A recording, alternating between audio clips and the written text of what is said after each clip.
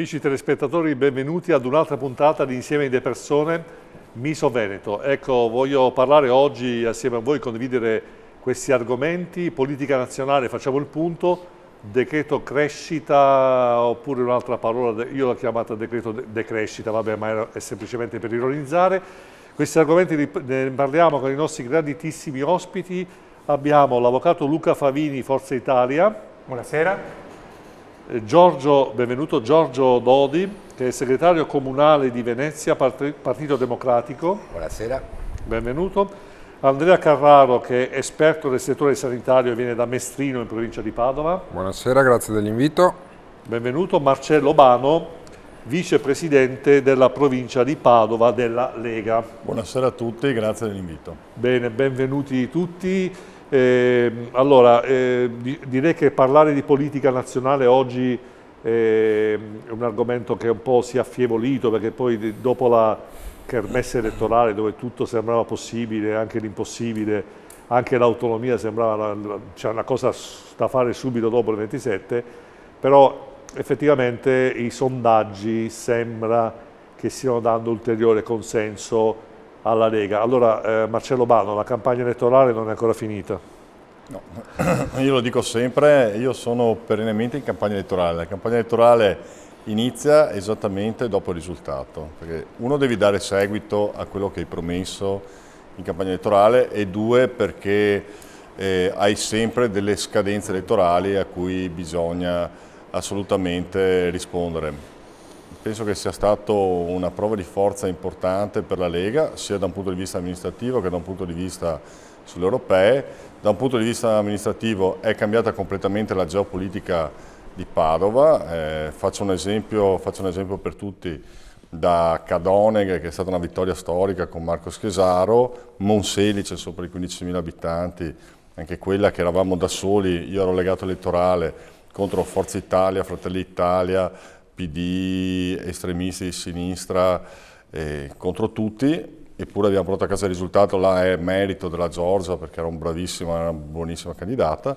E dopo, permettetemi, c'è anche il tema di Campodoro, che insomma non posso dire che con un candidato dell'ultimo minuto e un candidato invece dall'altra parte che aveva fatto 15 anni di amministrazione, siamo riusciti a portare a casa un comune addirittura al ballottaggio, anche se era sotto i 15.000 abitanti. Quindi è stato fatto un lavoro eccezionale. Dopo, senza dimenticare comunque tutti gli altri comuni, Santa Giustina in Colle, San Giorgio in Bosco e San Giorgio delle Pertiche, San Martino di Luperi, quindi ce n'è una marea. È stata una bellissima tornata elettorale, è cambiata la geopolitica padovana. Domani io a mezzogiorno mi trovo col prefetto e col presidente della provincia, incontrerò i neosindaci per fare alcuni ragionamenti, visto che comunque io mi occupo di viabilità di strade, ho 1100 km di strade provinciali da manutentare, 550 ponti da mantenere, e quindi domani sarà una giornata molto interessante con i nuovi amministratori. Dopo c'è da dire che oggi Salvini non sta sbagliando un colpo, sta facendo un lavoro strepitoso. Dal 17% che ci siamo presentati alle politiche, adesso i sondaggi ci danno oltre il 37%, quindi stiamo cercando di capitalizzare con i nostri alleati di governo un risultato. Ricordo a tutti che finalmente abbiamo incardinato questa benedetta autonomia differenziata, che pareva non vedere la fine. Adesso abbiamo una data certa, il prossimo Consiglio dei Ministri, e da là incomincerà un percorso che ci darà grandi soddisfazioni. Io sono molto contento, sono molto soddisfatto, anche perché sono entrato in Lega quando era al 3%, quindi è una soddisfazione molto... Sono entrato quando sul No, io non sono entrato, infatti lo dico sempre, perché adesso abbiamo la fila di gente che si vuole tesserare in Lega. Ecco, io diffido sempre da queste persone, cioè le porte sono aperte per tutti, però dopo noi non siamo un autobus che si sale e si scende a seconda della convenienza. Io sono entrato in Scienza e Coscienza quando era al 3%, perché ritenevo un movimento che rispecchiasse esattamente le mie idee. Non ho mai avuto test in nessun partito, mi sono appassionato alla Lega. E oggi abbiamo un risultato strepitoso, bisogna stare attenti a chi facciamo entrare, perché sennò facciamo danni.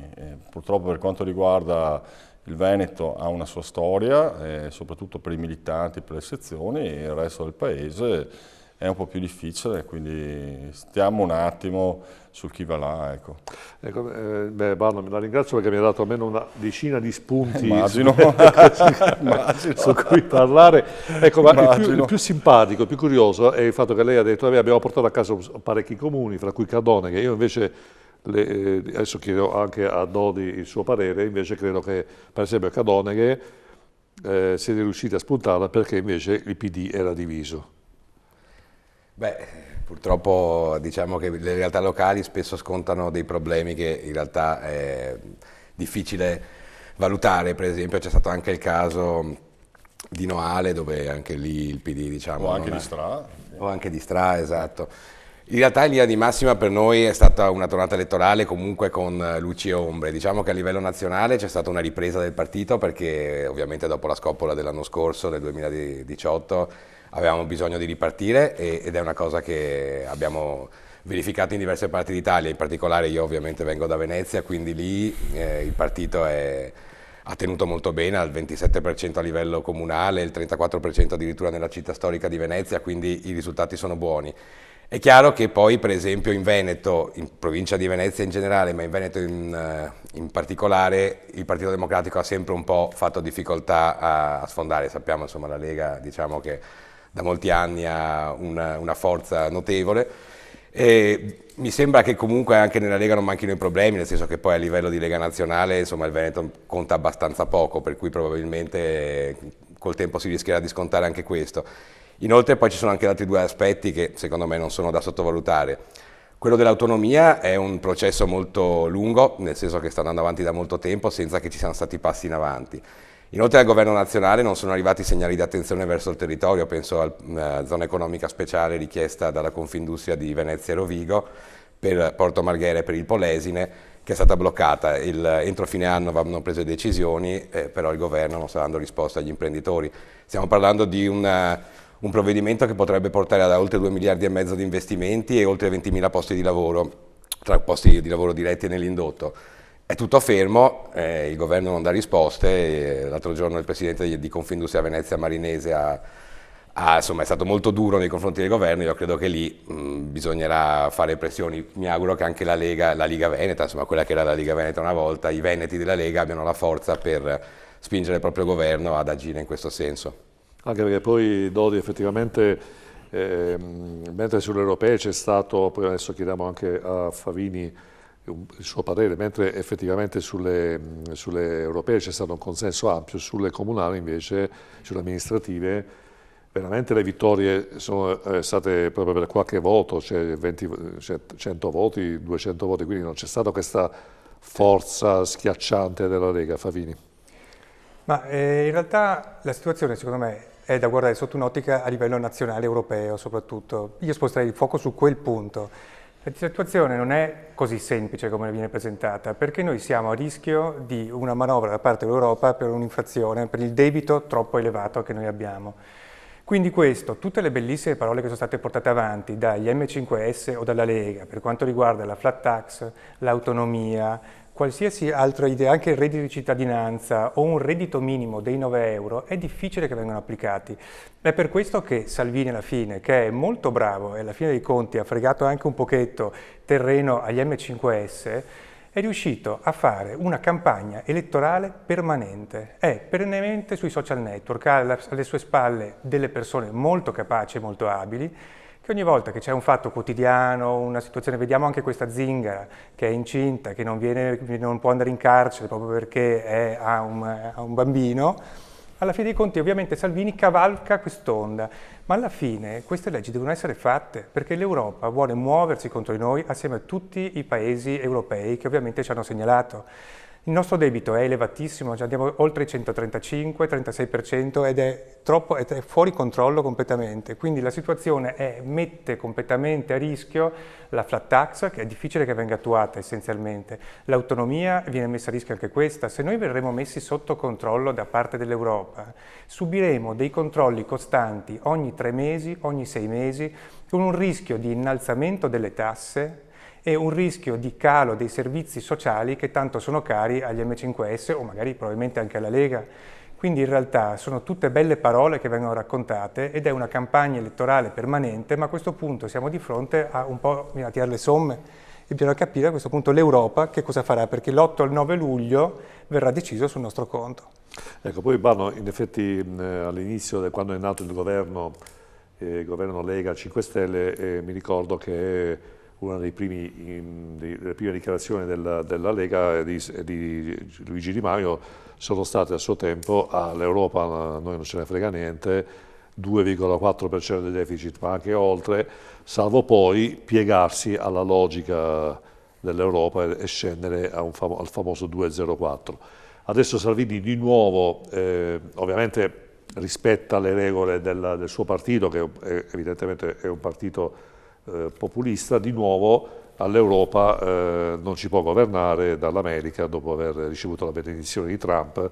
Dico io, no, può essere... Che non si è incontrato con Trump, però. Non si è incontrato. Non si è incontrato con Trump. Però, insomma, il fatto di essere andato in America sicuramente, mentre Renzi è andato alla Merkel subito dopo, chissà, magari ecco per sillogismo, però effettivamente questo mostrare i muscoli, è chiaro che le persone hanno un po' la memoria corta, però questo mostrare i muscoli contro l'Europa e poi alla fine piegarsi e assoggettarsi non è una cosa un po' che danneggia l'Italia, secondo lei, Mano? No, beh, allora, innanzitutto finalmente abbiamo un governo che dà dignità al Paese. Cioè, noi non ci presentiamo col cappello in mano come hanno fatto tutti gli altri, cioè, quindi a partire da Renzi e prima i governi precedenti, ma ci sediamo su un tavolo in maniera paritaria e battendo anche i pugni. Noi abbiamo delle ricette che dobbiamo portare avanti, la nostra idea è quella di uno shock fiscale, quindi di fare una politica che possa, vedi il decreto crescita o quello sblocca cantieri, che possa incentivare un'economia reale e non ogni volta di aumentare le tasse, di essere penalizzati da iniziative dei precedenti governi. Cioè, noi andiamo là e vogliamo lasciare più soldi, per esempio con la flat tax, nelle tasche dei cittadini, quindi cerchiamo di rilanciare, abbiamo una politica, visto che la politica di austerità non sta portando a niente e i cittadini ci stanno premiando, perché noi l'abbiamo detto, questo qua, l'abbiamo dimostrato anche bloccando i porti, che ci dicevano è un esodo biblico, non possiamo fare nulla, invece li abbiamo bloccati e i cittadini hanno iniziato ad avere coraggio e fiducia, perché dicevamo in campagna elettorale una cosa e successivamente l'abbiamo fatta.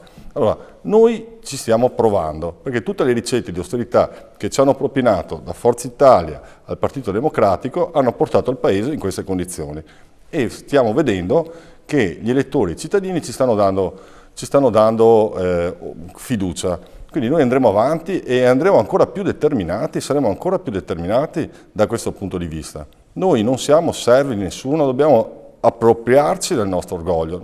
Io sono orgoglioso di questo Paese, io sono orgoglioso di essere veneto, ma se noi non impariamo che quando andiamo a fare una trattativa dobbiamo farla da un punto in maniera importante, da un punto di vista politico serio, cioè senza andare là per piacere, comprateci i nostri titoli, per piacere e dateci una mano. Noi andiamo là e diciamo dobbiamo lasciare più soldi con la flat tax in tasca ai cittadini per far ripartire l'economia reale. Questo è quello che diciamo.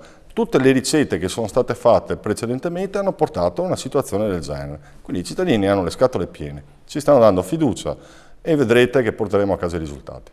Bene, grazie Mano. Poi allora prepariamoci le risposte. Allora, a mezzanotte è un minuto, sarà il 21 giugno, oltre al passaggio dell'estate, però è quella famosa data che tutti dicono che ci sarebbe stata l'autonomia, allora almeno la gente crede così. Quindi allora Mano magari, mentre va la pubblicità, pensiamo a qualcosa, poi con invece Andrea Carraro parleremo di aggiornamenti sulla sanità. Sono le 21:15, oggi è giovedì 20 di giugno, un piccolo stacchetto pubblicitario e poi torniamo con la nostra diretta, con i nostri ospiti. Quant'altro, però la prima cosa che dobbiamo normalizzare Siamo noi. Nella mia testa il sogno di diventare imprenditore già a 16-17 anni. Sei molto più preparato di me. Un grande applauso per Rosemary.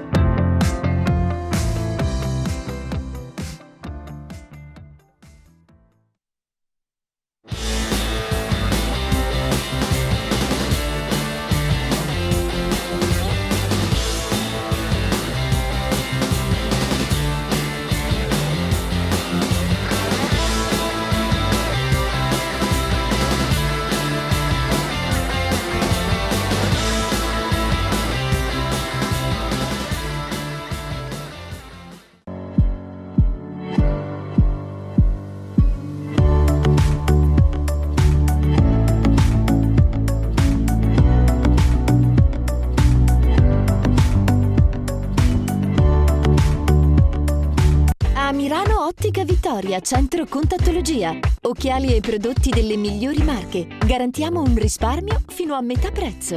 Lenti da vista. Una lente la regaliamo noi.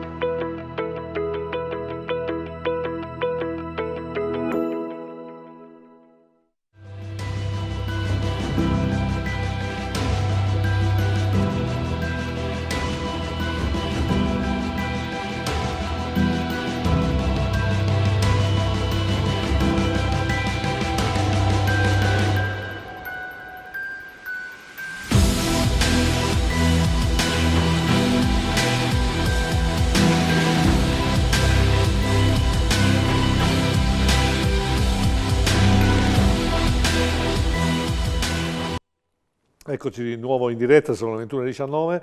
Allora, non chiediamo, perché la risposta sarebbe già prevedibile, a Marcello Bano l'autonomia, però Dodi, alla fine io ho cominciato a fare la trasmissione a settembre, sentivo ogni volta a dicembre c'è l'autonomia, poi a febbraio, ma adesso arriva l'autonomia, però poi alla fine mi sa che qua non vedo chiaro, c'è la nebbia, siamo a giugno ma c'è la nebbia. Direi che c'è molta nebbia. Mi sa che fa prima tempo a cadere il governo piuttosto che vedere l'autonomia del Veneto, insomma i continui rimandi sono sotto gli occhi di tutti, è evidente che nel governo non si trova l'accordo.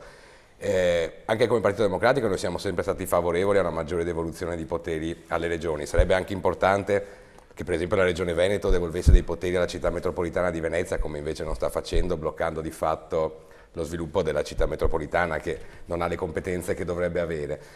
E diciamo che tutto il baraccone messo in piedi dalla regione con il referendum e quanto ne è seguito è assolutamente inutile, nel senso che l'Emilia Romagna si è mossa diversamente senza bisogno di spendere soldi pubblici.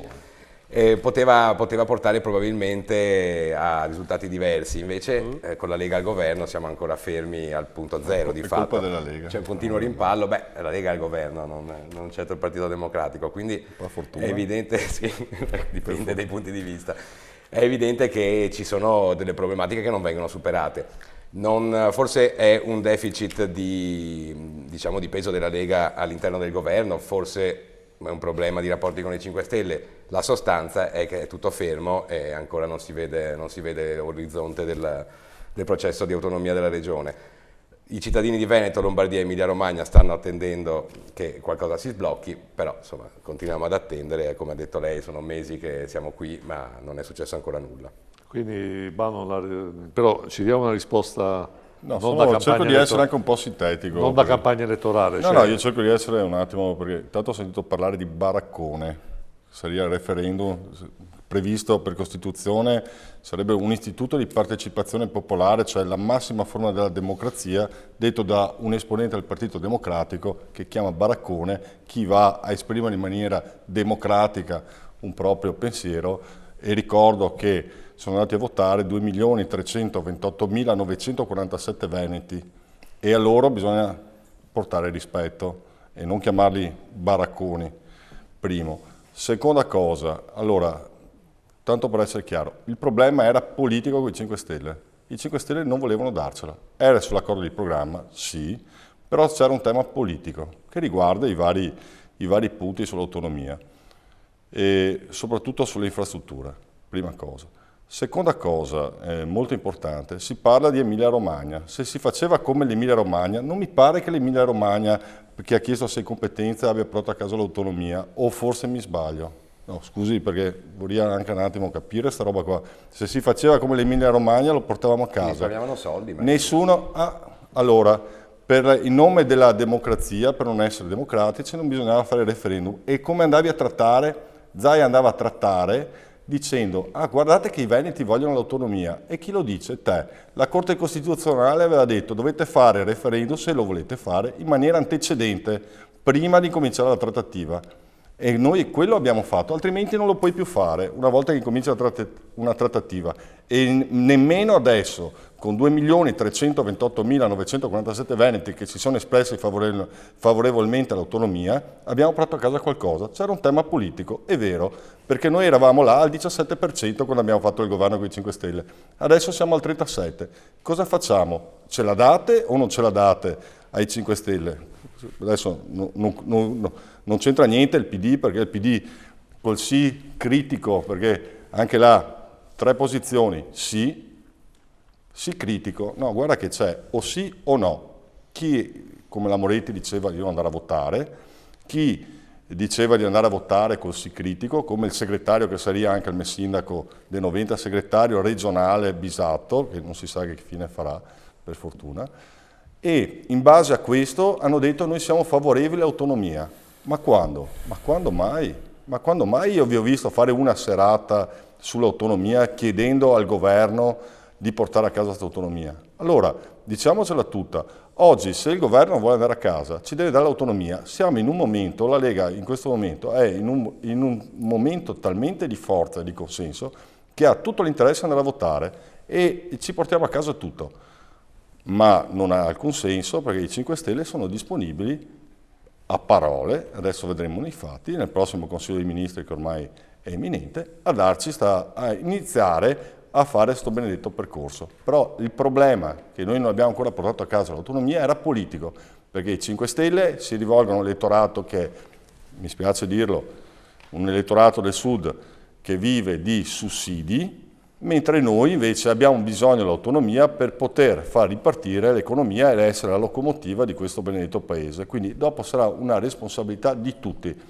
Autonomia vuol dire responsabilità e noi dobbiamo essere responsabili. E anche il Sud, perché comunque ci sono 17 regioni che l'hanno chiesta, che hanno iniziato a chiedere un processo di autonomia differenziata regionale. Quindi Io sono fiducioso, aspetto al varco e se non portiamo a casa niente si va a casa e si va a rivotare. Chiuso la faccenda. Io la invito tutte le puntate perché mi dà veramente un aiuto pazzesco. Ma Carraro, lei è un esperto del settore sanitario, vediamo un po' con questa dinamica comunque che sta portando a livello nazionale un po' la contrazione diciamo, dei servizi, in sostanza uno Stato che ci sta dicendo in maniera molto semplice non sono in grado di mantenere un tenore, diciamo, di spese così alto, devo concentrare gli ospedali, devo ridurre le spese, inevitabilmente il messaggio subliminale è cliniche private e enti convenzionati. Però comunque questo disagio si è avvertito specialmente a Venezia, dove effettivamente la chimica, la dinamica dei numeri ha giocato a sfavore. Ecco, lei come la vede in prospettiva, anche considerando con un eventuale discorso di autonomia che comunque forse potrebbe ridurre questa logica? Beh, a volte sembra che mi ripeto, però il Veneto in questo momento è un'eccellenza mondiale sulla sanità e un'autonomia può solo essere di beneficio alla nostra sanità. Ricordo che da ormai anni il Veneto è meta ambita per il turismo sanitario, quindi credo che questa sia la risposta, seppur qualcuno continua a sostenere il contrario. Centri contratti, certo, avere 100 ospedali nel territorio non può dare la stessa qualità a tutti i cittadini, aumenta sicuramente le spese e non può dare, e l'aumento delle spese sicuramente riduce gli investimenti su attrezzature o personale, che invece messi dentro a centri più grandi e che raggiungono un'eccellenza superiore sicuramente danno una qualità superiore. Quindi lei dice che se evitiamo, cioè abbiamo 3-4 ospedali sparsi, non si può raggiungere, invece uniamo assolutamente sì, il personale eccetera, aumenta la qualità del servizio perché c'è la possibilità di avere un servizio. Aumenta la qualità del servizio, aumenta la qualità delle attrezzature e quindi anche la professionalità di chi le utilizza e di chi va a intervenire sul paziente, che quindi dà un outfit migliore sul risultato. Ovviamente ridurre gli ospedali all'utenza, al cittadino, fa vedere un allontanarsi della sanità. Su questo va mantenuto un sistema di collegamento tra quei paesi che si vedono magari ridurre il servizio a fronte di un trasporto magari verso l'ospedale principale, ma va spiegato, non va fatta politica di accusa, non vanno fatti comizi, non va fatto assemblee contro il sistema, ma invece va spiegato al cittadino che stiamo solamente dando una qualità superiore sulle cure. Ovvio che poi c'è bisogno di assistere il cittadino a domicilio, assistere il cittadino nei paesi magari più lontani dall'ospedale principale, e su questo c'è la sanità pubblica che comunque è presente e un assistenzialismo anche privato sicuramente a integrazione del servizio. Anche perché poi comunque stiamo diventando un po' vecchietti tutti quanti, cioè, siamo talmente, fra i paesi più longevi del mondo che effettivamente... Dopo il Giappone. Dopo il Giappone, quindi nei prossimi 10 anni diventeremo... Sì, al Giappone, probabilmente questo è sicuramente l'effetto delle cure di qualità che riusciamo ad avere, è sicuramente grazie a farmaci e a una cura diversa della persona.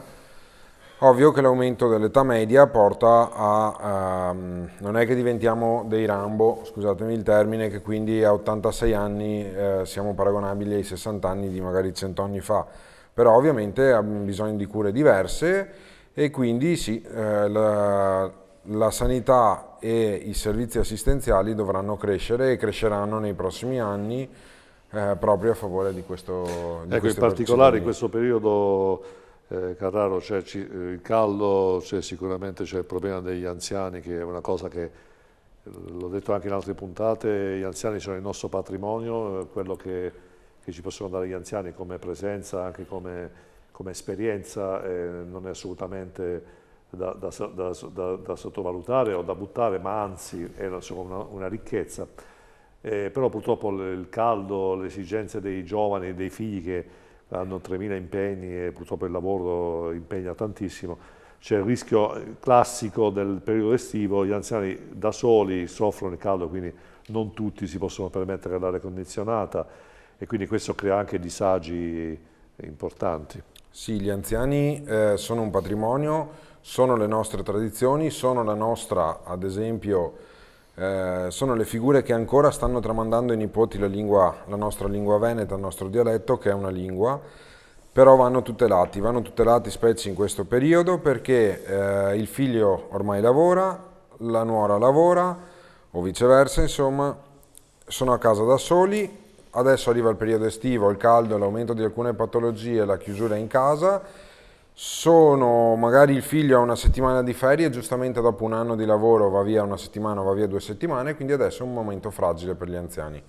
Magari meno patologie importanti che magari sono più tipiche dell'inverno, però la solitudine, però il non prendere magari alcuni farmaci, non andare dal medico per alcune patologie perché fuori fa caldo e non riesco ad andarci, quindi sì, è un momento un po' che si presenta tutti gli anni fragile per gli anziani. Quindi c'è bisogno di maggiore assistenza in di questo maggiore periodo. Presenza e maggiore assistenza, sicuramente sì. Benissimo, benissimo. Anche perché poi giustamente se fa caldo, prima magari uno fa una passeggiata e va al supermercato in giro, se fa troppo caldo effettivamente non si può andare in giro nelle ore di punta dove il caldo è maggiore. Ecco, Dodi, abbiamo parlato di sanità, a Venezia c'è stato proprio diciamo una protesta molto forte e voi del PD avete in un certo senso cavalcato un po' l'onda di questa protesta. Sì, c'era stato il declassamento dell'ospedale civile, chiaro che lì per fortuna c'è stato un passo indietro alla fine della regione dopo la mobilitazione dei cittadini, insomma direi di tutta la città, anche al di là delle parti politiche, perché è evidente che l'ospedale civile di Venezia, proprio per la conformazione fisica della città, ovviamente nella laguna, sia per l'età media, sia soprattutto per il carico antropico che subisce Venezia. Mediamente ogni anno arrivano circa 25-30 milioni di turisti a visitare la città, quindi evidentemente c'è una esigenza di strutture che va ben al di là di quello che è il dato dei cittadini abitanti nell'area di Venezia e in tutta l'area lagunare. E lì c'è stata una grande manifestazione in campo Santi Giovanni e Paolo davanti all'ospedale civile a cui hanno partecipato diverse migliaia di persone.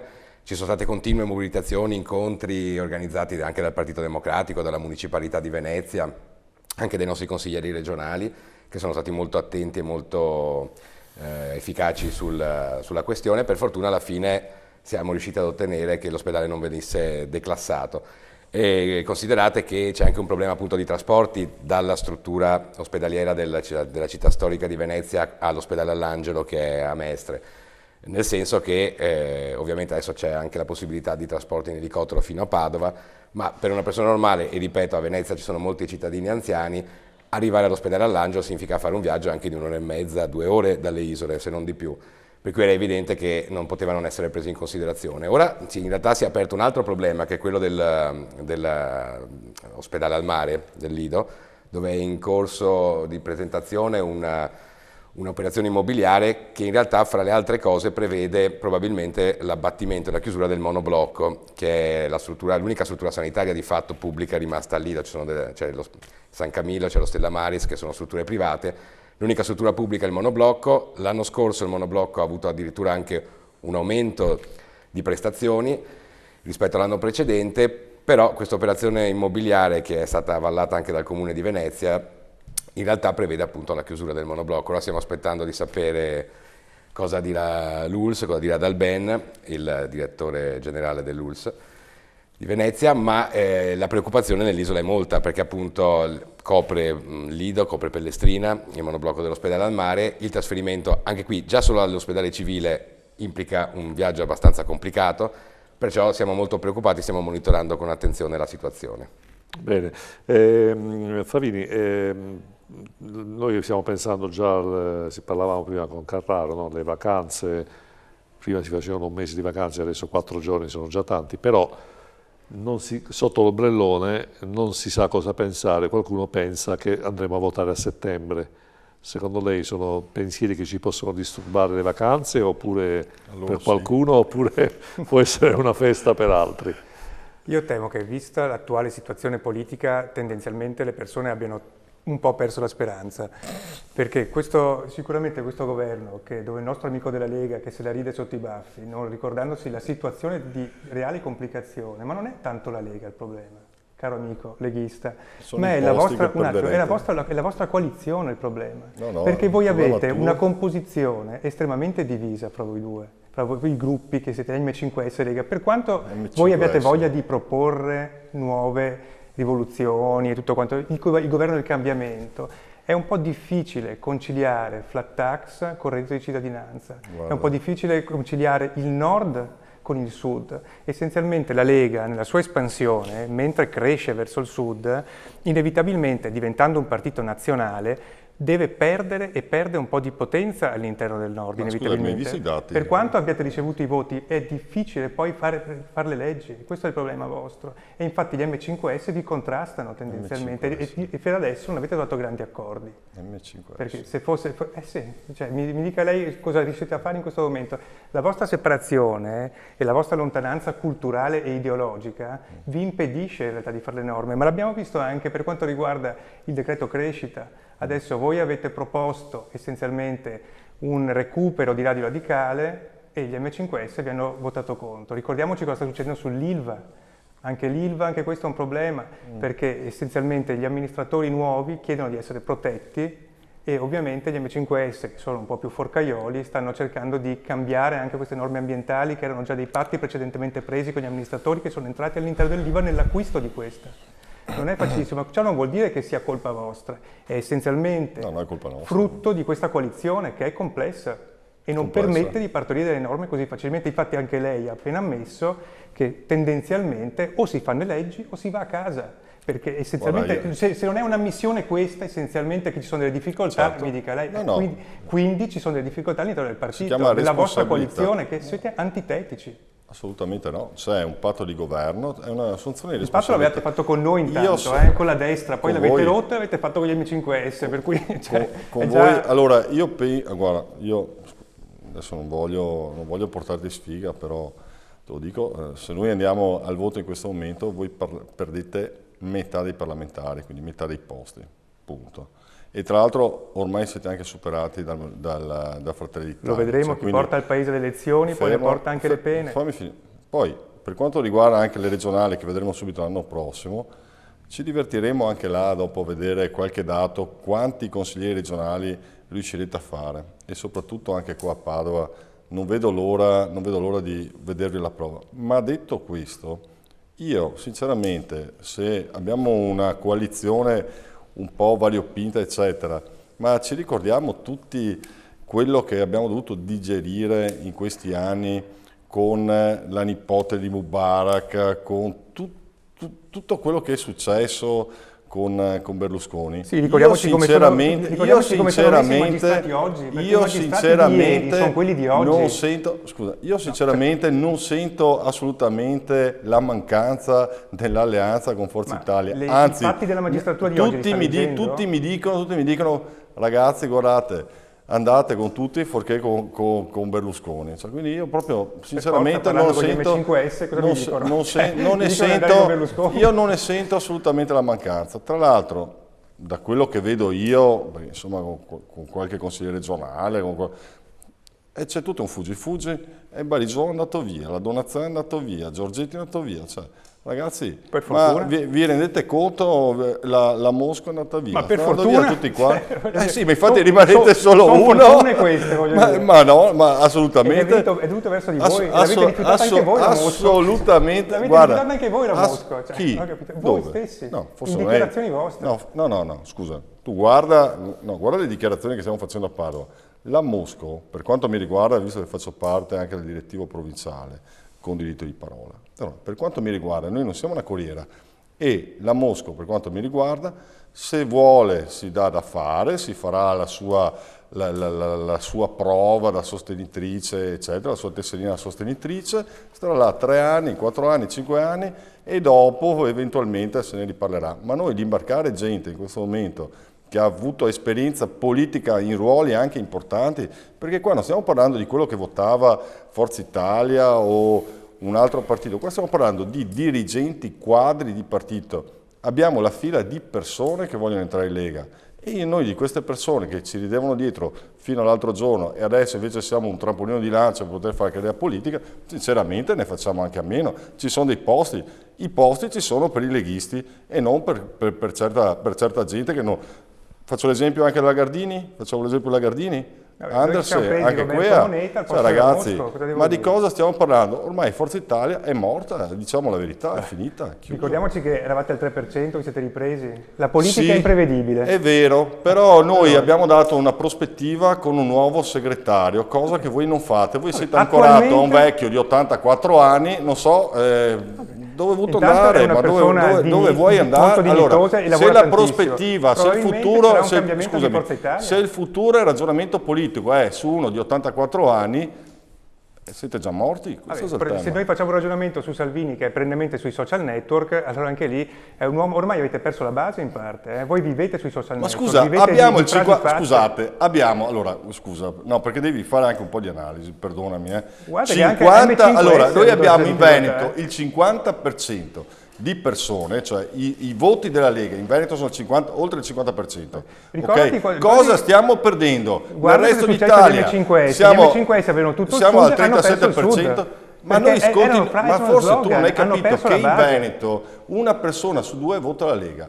Addirittura il 76% di quando andiamo a votare alle regionali, ma vedi, tu vivi sul mondo per conto tuo, c'è un certo... Io vivo per la strada, vivo in mezzo alla gente, allora, va bene, flat tax e autonomia, fatela e poi ne riparliamo. No, guarda che, scusa, guarda che... Sì, però, scusa, perdonami, Allora, io sono uno di quelli che il sabato e la domenica va a farsi il gazebo perché vuole sentire quello che dice la gente. Io non sono sui social. Cioè, non me ne frega proprio. È il tuo capo che sui social. Qualcuno, no, ma io parlo con la gente, hai capito? Cioè, proprio mi piace stare sotto il sole, mi piace stare sotto il sole con la gente che ti dice le cose, a volte ti manda anche a quel paese, ma li ascolti. Vorrei anche vedere.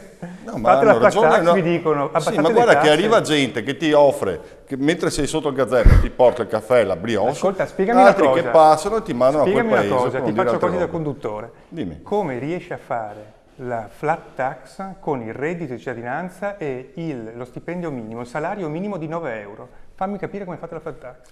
9 euro all'ora, 9 euro all'ora, 9 euro all'ora che la Bulgaria a 235 euro. Vai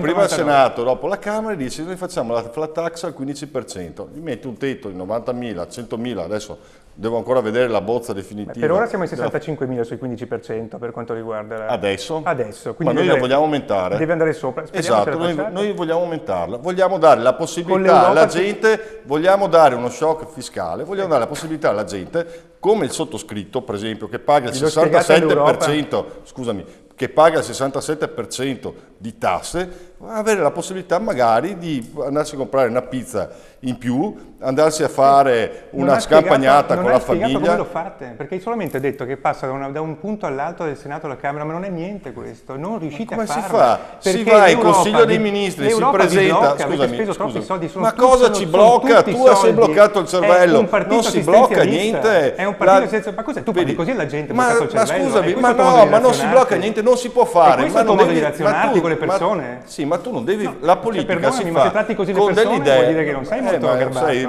Ho un brutto carattere, ma cerco di essere un po' determinato. Cerca di relazionarti in modo corretto. No, scusami. Io dico una Benvenuto nella realtà. Scusa, perché dove vivo fino adesso? Per adesso mi hai detto che mi hai anche ma guarda che tu sei un po' fuori dal mondo, perdonami. Allora, ti sto dicendo... Spiegami come fate la flat tax. Ma come vuoi che lo facciamo? C'è il sottosegretario al MEF, Massimo Bitonci, insieme a Tria, che presenta una proposta in Consiglio dei Ministri, il Consiglio dei Ministri la approva, andiamo alle Camere e la votiamo. E l'Europa c'è l'inflazione, punto.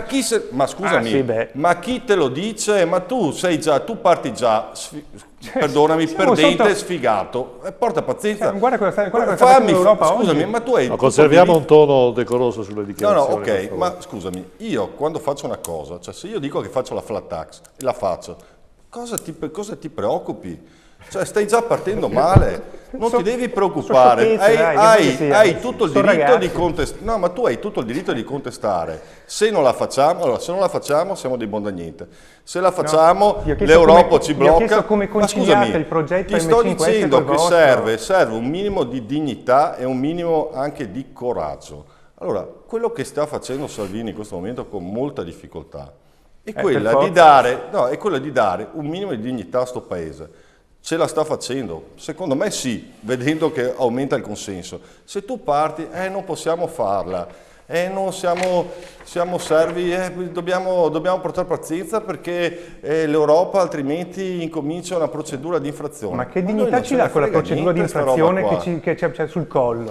Dodi, lei questa così diatriba che c'è stato fra Favini e Bano, il PD, cioè effettivamente parliamo di un problema sostanziale. Certe manovre che riducono la pressione fiscale sicuramente auspicabili, perché si sa che è un'equazione, se ci sono meno tasse la gente paga più tasse, più la pressione fiscale è alta. Come l'IVA, se abbassi l'IVA. Però effettivamente non sembra che non ci sia la copertura per fare, o meglio questa manovra ovviamente ha bisogno di molto tempo per trovare, ecco, forse magari questo governo si sta adoperando per cercare la copertura.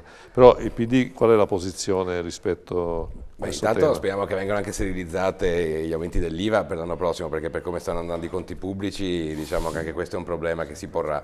L'Istat oggi ha detto che probabilmente il secondo trimestre del 2019 vedrà un segno negativo sul PIL.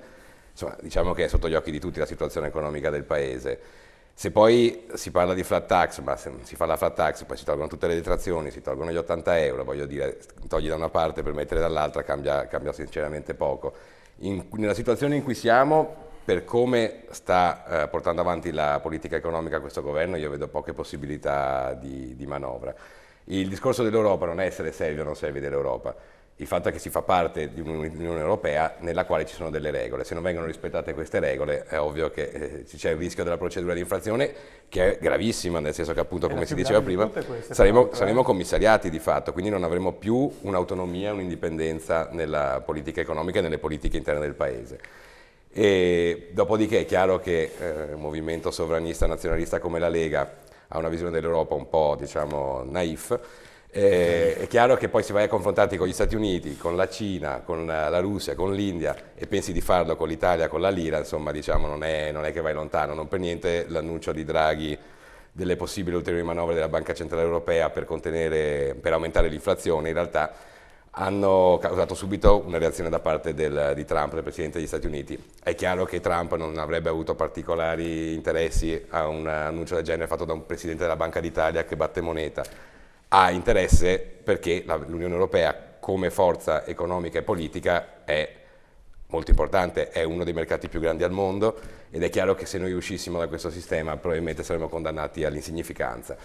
Dopodiché, ribadisco, mi pare che anche per esempio sul decreto crescita 5 Stelle e Lega abbiano litigato fino all'ultimo, hanno continuamente rimandato il decreto in commissione perché non trovavano l'accordo. Adesso sono costretti a mettere la fiducia perché altrimenti probabilmente il decreto non sarebbe uscito. Esatto. Per cui diciamo che mi pare che stiano andando avanti più per l'attaccamento alla poltrona che per un progetto e una prospettiva per il Paese. Dopodiché adesso si dice si sia tempo fino a metà luglio per andare al voto a settembre. Diciamo che non credo che accadrà, nel senso che mi pare che ci sia tutto l'interesse appunto sia dei 5 Stelle che della Lega di mantenere posti di governo per continuare l'occupazione delle aziende di Stato, come è stato fatto con la RAI, come sta venendo fatto con altre aziende di Stato. Diciamo che i risultati però, ribadisco, l'Istat l'ha certificato oggi, sono sotto gli occhi di tutti. Ecco, poi prima Bano lei parlava dell'84enne Berlusconi, però prima abbiamo parlato con Carraro che effettivamente gli anziani sono un patrimonio, quindi non è detto che per forza, ma è il futuro. Per forza bisogna considerare male. Io parlavo di futuro. Di futuro. Se il leader futuro è il CAV, non mi pare che sia un grande futuro. Il futuro sono i giovani, le nuove generazioni.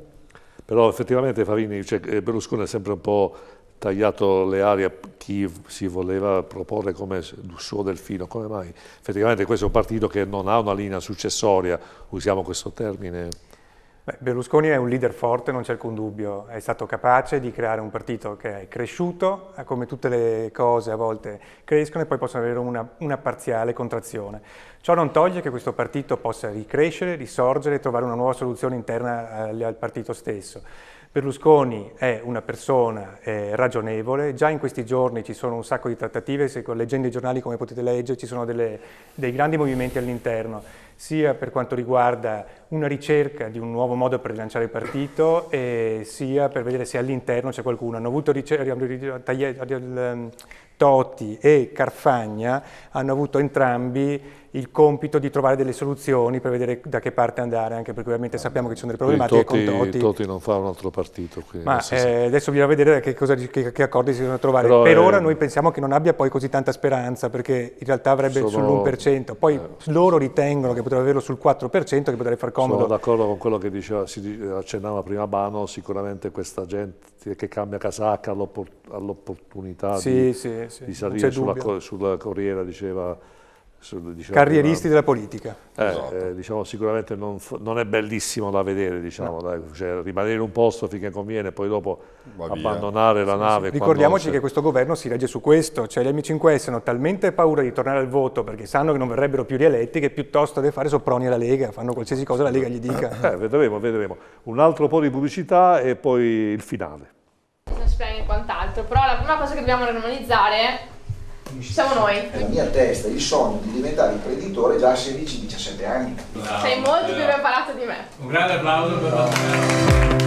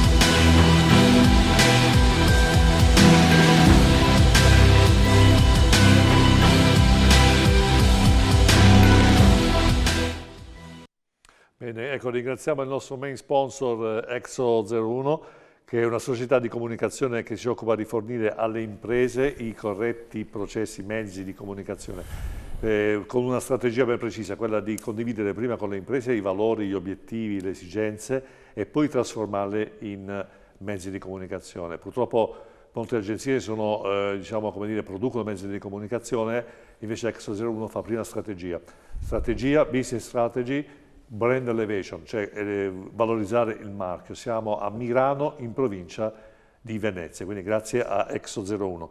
Bene, Favini, riprendiamo un attimo allora adesso il discorso che abbiamo lasciato prima, quindi come mai le persone preferiscono abbandonare Forza Italia e poi vanno a bussare alla Lega e anche Fratelli d'Italia, perché poi anche Fratelli d'Italia sta prendendo molte persone, non è una cosa un po', diciamo, come dire, anomala, usiamo questo eufemismo per non dire altro.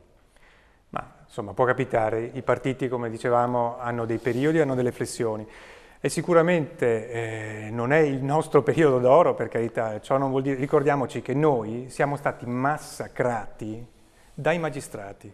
La stessa, quella ride il nostro amico, non si sa, c'ha addosso rida Perché anche loro hanno i 49 milioni di base. Scusate, prego. Tra l'altro dovete pagare un bel po' di milioni di euro, per cui dopo che avete pagato quei milioni di euro ne riparliamo, no? Perché avete un bel po' di soldi a pagare. È incredibile. Detto questo, i magistrati che adesso hanno questa problematica interna, voglio dire, ci hanno distrutto. Detto questo, comunque, in qualche modo troveremo la quadra. Ovviamente il partito ha una serie di disorganizzazioni interne, ma ciò non vuol dire che siamo morti.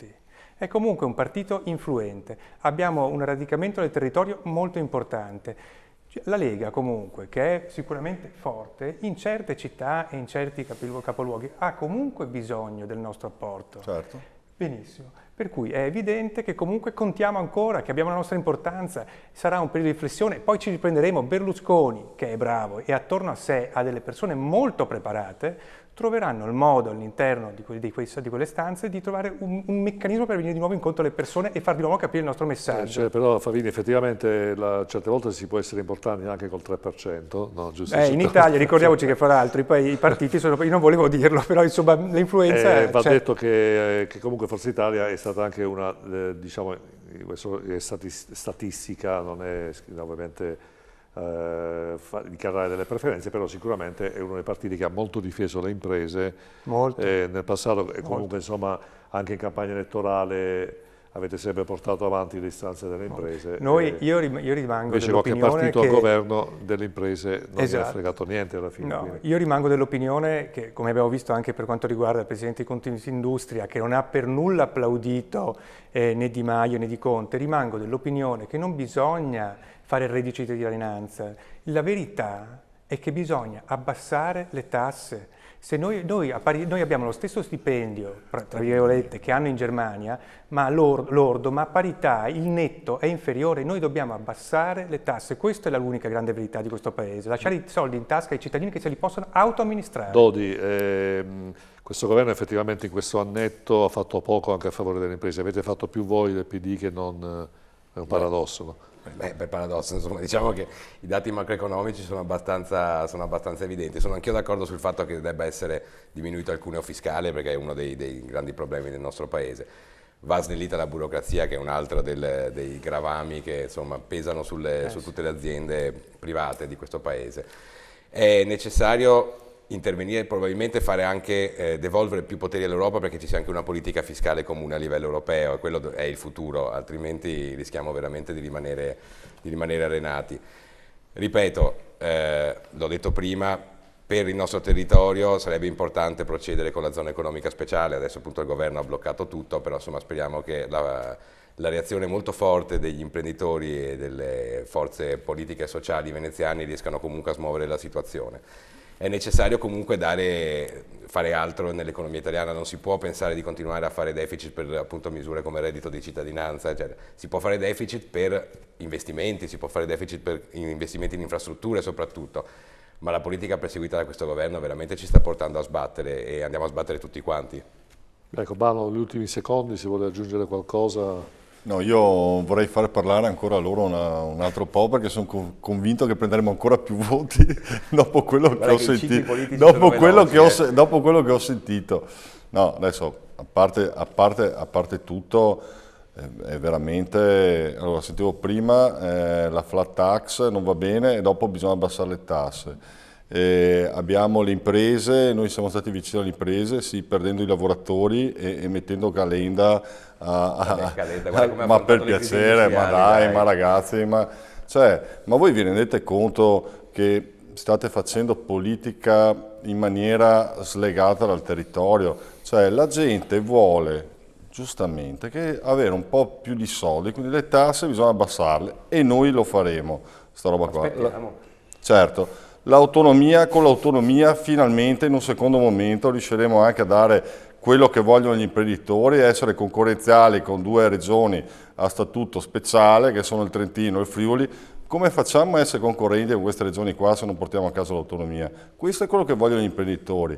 E comunque, ripeto, io ho la fortuna di militare, oneri e onori, in un partito come la Lega, che per fortuna mantiene quello che dice, e infatti la gente continua a darci fiducia per quello, perché quello che diciamo lo facciamo, e se no e andiamo a casa anche noi. Benissimo, allora ecco, siamo in chiusura, volevo ringraziare ovviamente i nostri ospiti, l'avvocato Luca Favini di Forza Italia. Buonasera. Giorgio Dodi, segretario comunale di Venezia del Partito Democratico. Grazie dell'invito, buonasera. Andrea Carraro, esperto del settore sanitario, che ci ha parlato un po' delle esigenze attuali, diciamo, degli anziani, quindi molto interessante in questo periodo estivo di Mestrino in provincia di Padova. Grazie dell'invito e buona serata a tutti. Marcello Bano, vicepresidente della provincia di Padova della Lega. Grazie dell'invito e grazie della serata che è stata molto interessante. Ecco, ringrazio anche i nostri telespettatori che sono stati, so che sono stati numerosi, abbiamo ricevuto anche moltissimi messaggi. Ecco, ovviamente la nostra idea è sempre quella di esporre, e voi lo sapete che ci tengo moltissimo a questa cosa, le idee di tutti, perché ovviamente la democrazia, il sale della democrazia è anche questo. Ci vuole il governo che mantiene le promesse, ma anche un'opposizione che è il sale della democrazia, che diciamo, mette in condizioni sempre come dire, di riflettere anche il partito di governo. Naturalmente ne vedremo delle belle, c'è ancora tanto da vedere, comunque vi invito ovviamente a vedere domani una trasmissione insieme alle persone che sul canale 84 continueremo ad affrontare queste tematiche. Grazie e alla prossima.